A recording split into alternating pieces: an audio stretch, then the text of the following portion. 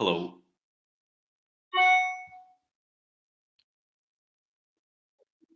Thank you. Hello, everyone. I'll be presenting a talk on the famous movie Back to the Future, which I'm sure we all know. So, this is a legendary sci fi family comedy film from 1984, which, in my view, proposes a complex ontological question amidst a fantastical setting. And that question is, how can one meddle with one's own preconditions for existence? Now, the movie's resonance with everyone from the eighties generation could be partially explained by its very inventive and provocative script and its smart directing by Robert Zemeckis from the movie brat generation of Spielberg, Lucas, etc., and also by the vivacious acting performances by Michael J. Fox and Christopher Lloyd. Now, the premise is sufficiently attractive on its own. Going back in time and meeting your own family, specifically your own parents before one was born. Although this idea can seem simple, it is very rarely found in the history of fiction.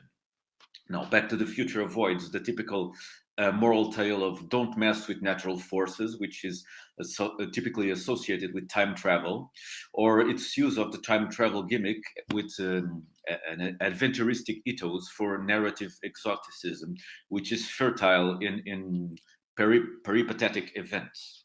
I think that I think that the movie elevates the trope of time travel to deal with ideas of preconditions to the self, so that it becomes a meta topic.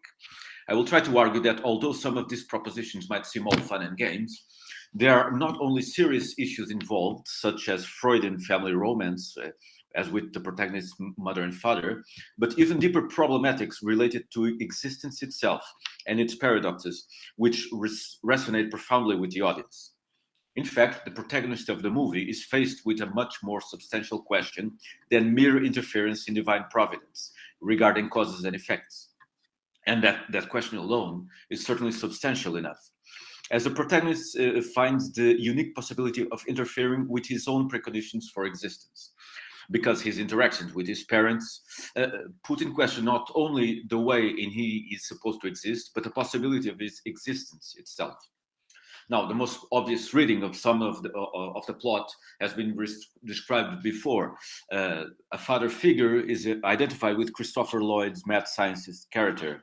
Michael J. Fox, protagonist, assumes the role of father figure to his own father, which is alone an interesting proposition also. And there is an obvious Oedipal clash with his mother, which borders incest.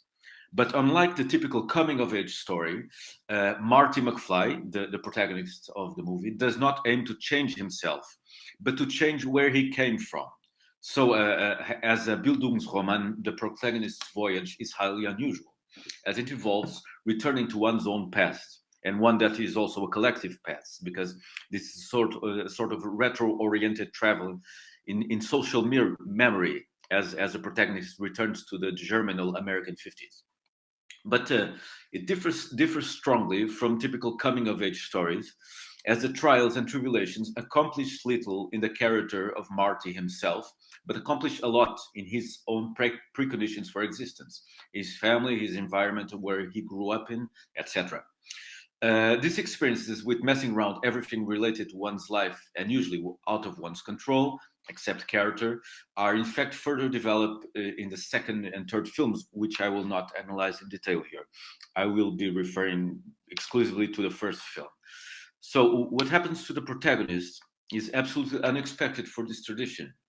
The Bildungsroman doesn't typically feature a going back to what once was. On the contrary, usually it is oriented towards the future, towards the gaining of personality and character-changing experiences, which turn the protagonist to being a different person at the end. On the other hand, perhaps we could describe the dimension of presence in the Bildungsroman as always relying on the coming back to what once was. But this is another story. In this sense, Back to the Future might be described as the only fully explicit Bildungsroman. This is because Marty McFly breaks the a sort of pact with the reader that has the reader or the narrator, which is always somehow identified with the reader, assuming the role of a third eye, of a third person. Because in here, the protagonist himself, he is the third person. He is visiting his own reality before it was his own reality. So in Back to the Future, the confusion is clear. The protagonist does not have, in fact, first-person learning, but third-person learning, and exists almost entirely out of his normal time, out of normal reality. Although he interacts with the world, it is a world without him. In a way, he resembles a ghost, for he is not yet born. Now, it is obvious, given this reading that I am proposing, that the way all of this is accomplished follows a dream logic, an interpretation which is reinforced by the fact that the protagonist wakes up after being run over by a car when accidentally stopping his parents' first encounter, and believes it is all a dream, like when he has the same feeling just arriving back in time in the 50s settings of his hometown. This can't be real, he says. And we can relate this also to another authors referring to the movie as conjuring up a sort of playtime. An incursion into subjective time has a narrative experimental feel. Other sorts of similarities one might find between childlike play and the situation of the protagonist, who is in fact a teenager, so also half a child then. Other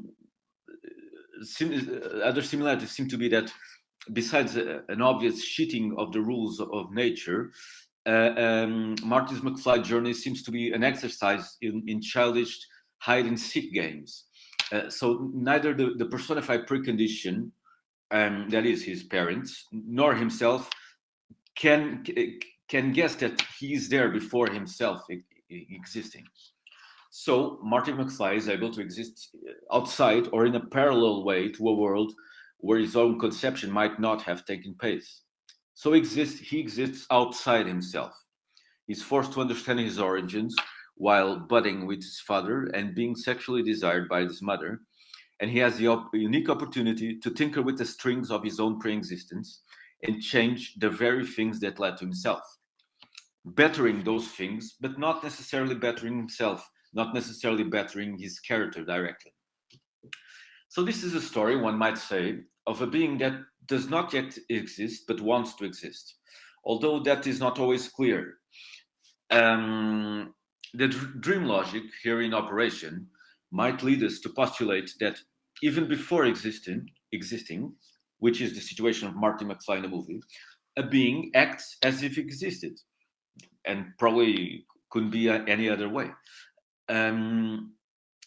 Starting from the point where he interrupted his parents' first meeting, and therefore invalidating his own existence, the only thing that attests to his existence is his will, his explicit volition.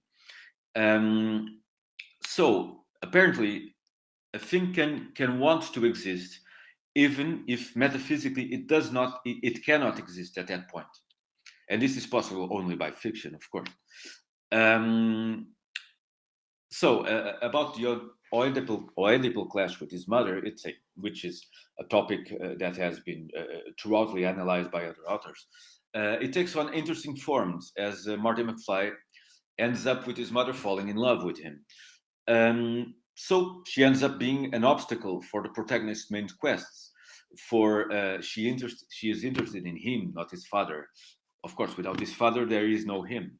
So in a very practical, feminine way, also potentially related to a subtle death drive that is perhaps the reverse of the feminine vocation of giving life, his mother aims directly for the endgame, wishing to skip the coupling part and aiming directly for her son, discarding the ritual and the means, his father.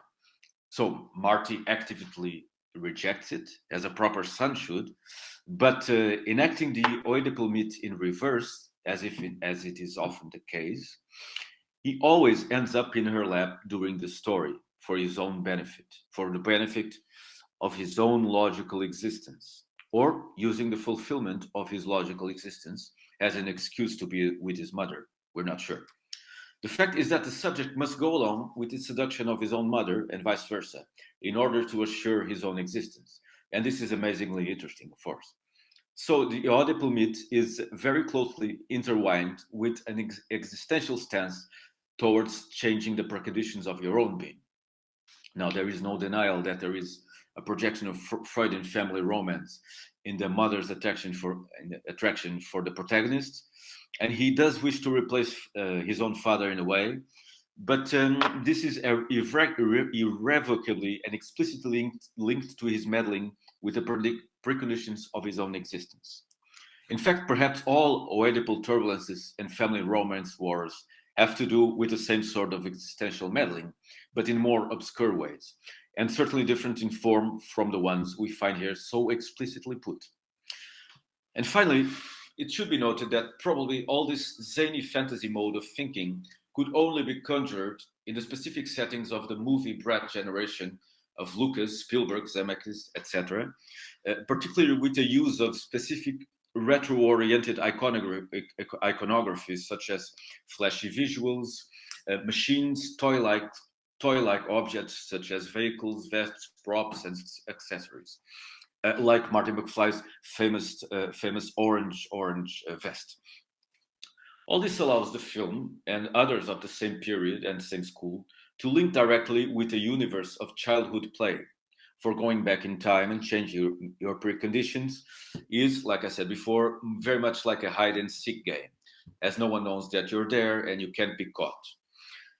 And that generation of filmmakers, having brought back the fantastical settings in movies put aside during the green decade of the 70s, are also probably historical anchored in the larger socio-historical context of the 80s retro revival of the genealogical American dream and the germinal 50s post-war period. The Reaganistic idea that the future is now, based on a radical interpretation of freedom, which is also connected to economicist modes of thinking, is still a radical interpretation of freedom, and a specifically youthful and teenage one that ended up leading to the absolute unique premise of a person traveling back in time and changing what caused himself to be a person.